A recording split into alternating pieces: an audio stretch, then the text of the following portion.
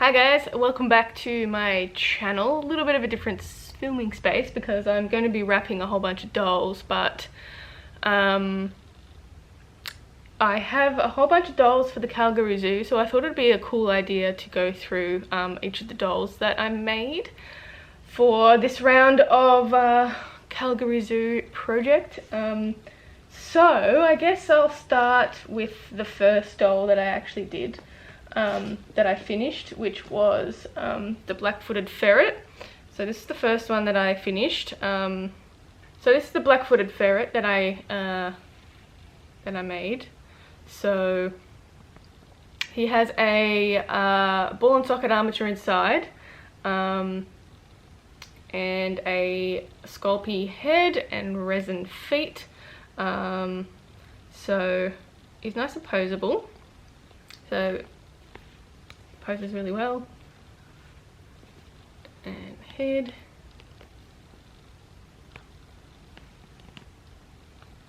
So yeah, it's got a cute little face.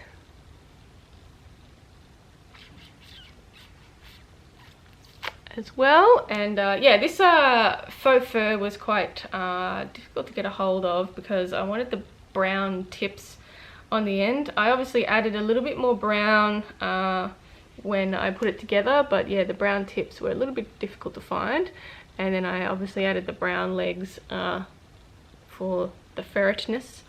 But yeah, I think it turned out really well. It's a cute little face and kind of a smallish doll, the smallest one out of this collection, but yeah, I should be happy with the way this looks. So that's the first one. The second one was the Prairie Dog.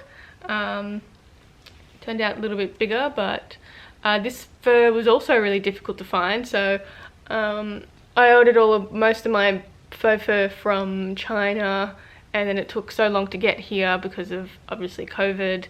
And when I got the faux fur that was meant for this, it turned out to be pink, so I had to find some more.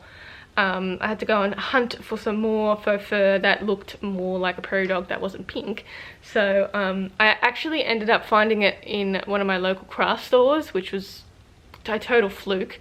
But I think it worked out well. So yeah, so the original fur color, it's kind of like this color. I don't know if you can see that. But I then added some more like yellow coloring to it. Again, it's got a ball and socket armature inside. I had to modify it because the Prairie Dog has quite small hands, so I needed to modify a larger ball and socket armature to a small one, which you can find that video over on my Patreon on how I did that, if you want to know how I did it. And then also the sculpey head with glass eyes, and it's gone really dark for some reason. Oh my god, come back. Hi, welcome back. Yeah, so what was I saying? It's got glass eyes as well, and cute little tail. So this is a black-tailed prairie dog. Black-tailed prairie dog. Mental blank there, so stands about that tall and has good posability as well because of that ball and socket armature. And yeah, so I should be happy with that again. Third one we've got a king penguin chick. So this one, the king penguin chick is roughly this size, so quite big. It has a sculpey head, so I sculpted the head out of polymer clay, and I've got glass eyes, and it's got long dark again. So this faux fur was quite difficult to find because I wanted something, well, it's not difficult to find, it's just really difficult to work with, and the color was really hard to find. And so they wanted a fabric that looked like feathers, like a baby king penguin chick feathers, obviously. So this fabric was the best that I could find that had a feather-like look to it. So I had some of this in stock, but I also ordered one that was a little bit darker because it was really difficult to find the exact color of a king penguin chick. And I only really had Google images because I haven't seen a king penguin chick in real life, I don't think. Maybe, I don't know. Not that I can remember the color. So I think the color possibly a little bit shade darker than this, but this was the best that I could find. So I originally used a darker color for this one, but they wanted the lighter color, so I basically deconstructed the whole doll. So I took the old faux fur off, which again you can find on my Patreon, that whole process of deconstructing this doll, and then redid the actual faux fur, the whole thing again from scratch, obviously keeping the head and the feet as well. And you know, it didn't really take that long. It was just a changeover. The king penguin chicks are really easy to do because it's just two wings. So everything was pretty much done and ready to go once I could sew the body together, and the body was really easy to sew together as well, so wasn't too much of a setback. But you know, the zoo's been really great and patient, especially with these restrictions and stuff as well. So they knew it was going to take a little bit longer to complete everything. And I've done 2 other projects for them as well, which took a little bit less time to do. But yeah, this one seemed to take a lot longer. Plus the dolls, some of the dolls that they ordered were quite complex as well. So with the patterning and stuff, so it again took a little bit longer to do all of the patterning and just waiting for supplies and stuff. So they've been really good and really patient with it. But yeah, that was the king penguin chick, which you can see kind of. Hello, there we go. And yeah, so that was that one.